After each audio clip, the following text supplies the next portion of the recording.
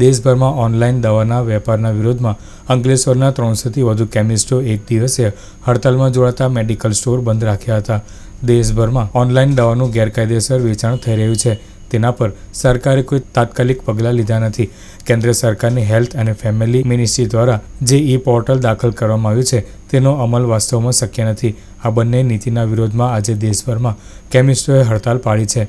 બીજી તરફ દવાના ભાવ નક્કી કરવામાં તથા વેચાણ માટેના કાયદા સંશોધનમાં દવા વિક્રેતાઓનો સમાવેશ જરૂરી છે। આ એક દિવસીય રાષ્ટ્રવ્યાપી હડતાલમાં અંકલેશ્વરના 330 જેટલા કેમિસ્ટો જોડાઈને મેડિકલ સ્ટોર બંધ રાખી વિરોધ દર્શાવ્યો હતો। સરકાર જે રીતે ઓનલાઈન વેચાણ માટે પરમિશન આપે છે અને અમને રિટેલ કાઉન્ટરવાળાને જે રીતે પરેશાન કરે છે, એના વિરોધમાં અમે બંધનું એલાન કરે છે।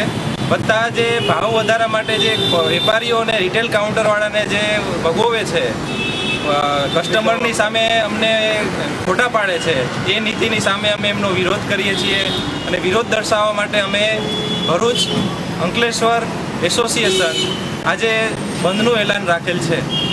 નીતિ સરકાર નક્કી કરે છે અને સાંભળવાનું જે થાય છે તે રિટેલ વેપારીઓને થાય છે। કસ્ટમરને તો એવું જ લાગે છે કે વેપારીઓ જ આમાં લૂંટ ચલાવે છે, એ પણ એવું નથી, એ વસ્તુ ખોટી છે। એ બધી નીતિ સરકાર જ નક્કી કરે છે।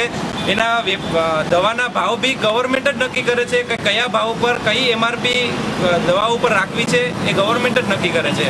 એટલે અમારા વેપારીઓ અને રિટેલ કાઉન્ટરોને એમાં કોઈ બી જાતની લેવા દેવી નથી। અને જે ગવર્મેન્ટ એસોસિએશન જે એક મંડળ બનાવવાનું વિચારે છે, એમાં વેપારીનો બી સમાવેશ થાય એવી અમારી રજૂઆત છે, એવી ગવર્મેન્ટને અમારી